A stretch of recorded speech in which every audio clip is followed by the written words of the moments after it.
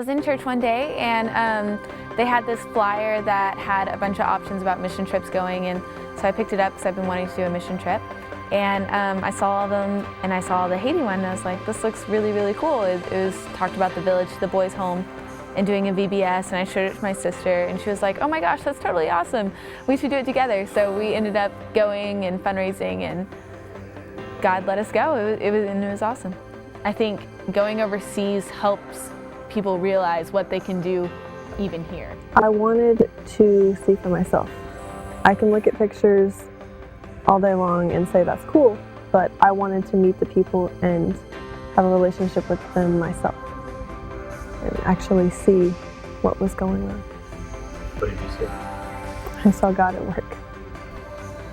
I've been on mission trips before, and I know how it changes your heart. And I wanted to be a leader in that in our church. Well, wouldn't I have to be called as a missionary to go to Sri Lanka? Then I realized, no.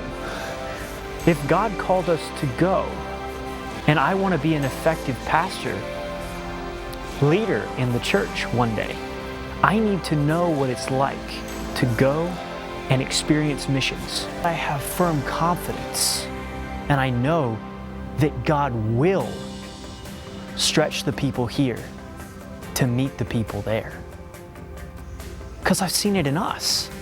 I'm using a skill that God has given me. He's gifted me to be a teacher, and I get to go do something using that skill. I mean, I thought about maybe doing a VBS or something along those lines internationally, but never training teachers. I mean, that even has me thinking bigger. Where else could this lead?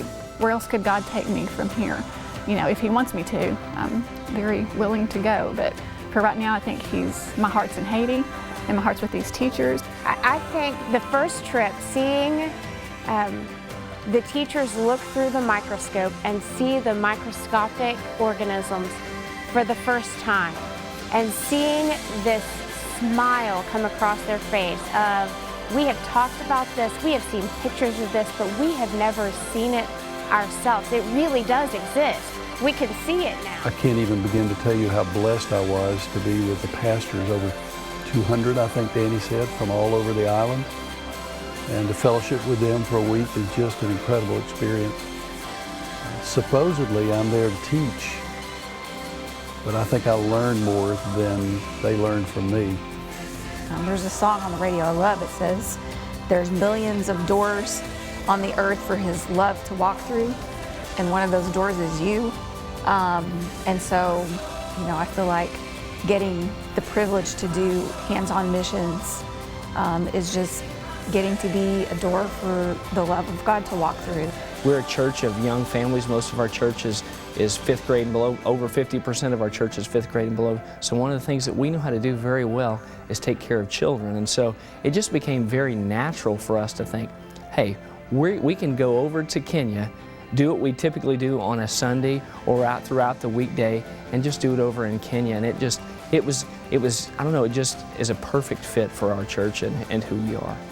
I love the idea, I love the fact that we as a young church get an opportunity to have hands-on missions, not something that we just send money to, but we have an opportunity to join God in the work that He's doing wherever it is. When God puts something on your heart like this, He'll supply.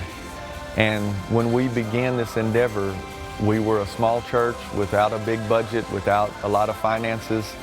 And God has met every need on this journey, including pairing us up. As Pastor Jacob says, we were divinely partnered. Jacob was praying for support for the young men he's raising up. I was praying for an unengaged, unreached people group. Hope for the Hungry was praying about Sri Lanka as well.